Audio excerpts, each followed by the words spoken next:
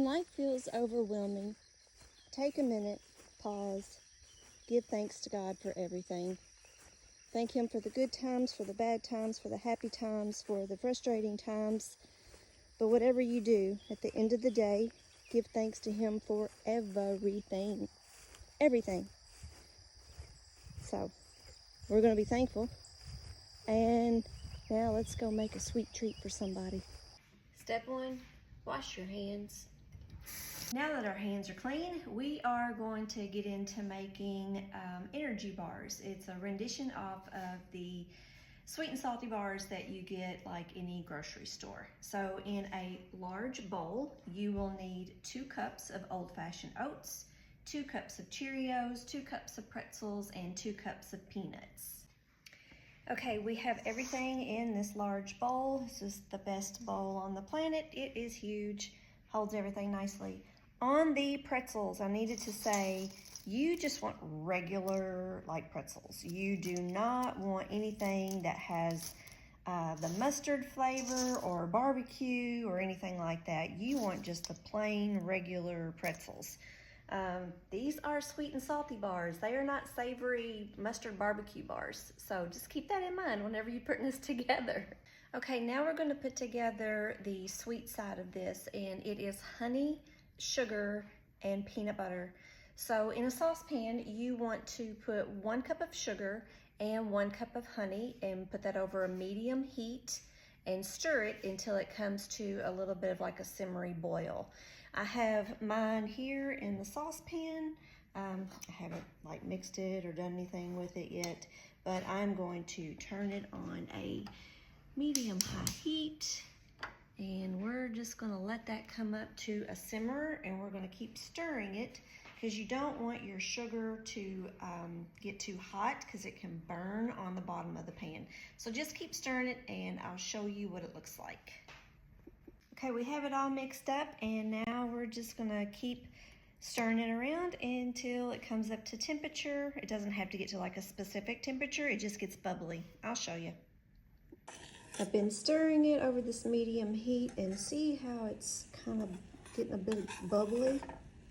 And you can look and you can see that the sugar particles have melted. That's just a little bit of peanut butter on the end of that spoon. Anyway, you keep stirring, stirring, stirring. Whenever it gets like to this point where everything looks like it is melted, then you can turn off the heat. When you get your heat off, then you want to immediately add in 1 cup of peanut butter. Peanut butter is in. Now we are just going to work this around until the peanut butter melts in the mixture. So I'm just going to stir, stir, stir until the peanut butter dissolves in the honey sugar mixture.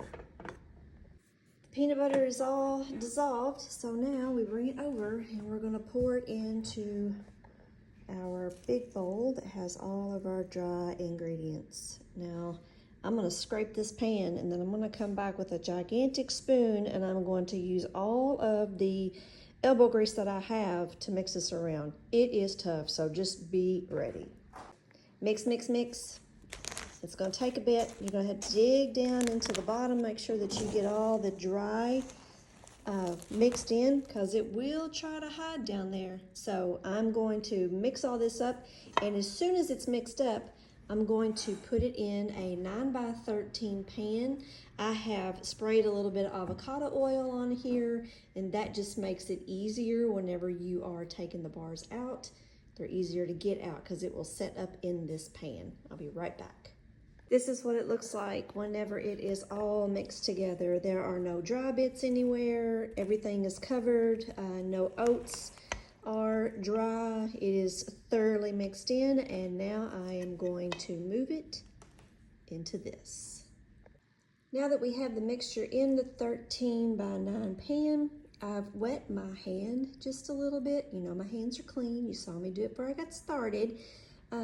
It's warm. It's not so hot that it's going to burn you, but it is warm, so you do have to be careful. But I wet my hands a little bit because you want to press this down into the edges, and you want to compact it so that all the edges are filled in and that it's not lumpy. You want it flat on top.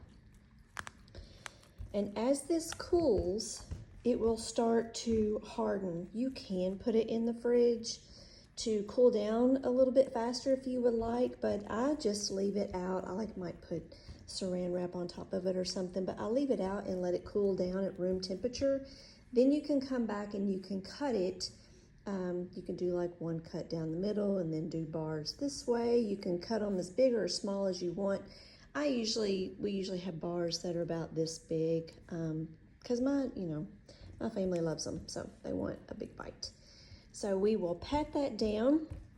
Whenever it comes to room temperature, you cut it and they are ready to go, and they're delicious. Okay, here's one of the bars. I got it all cut up. It's nice, and you can see all the different ingredients that are in there.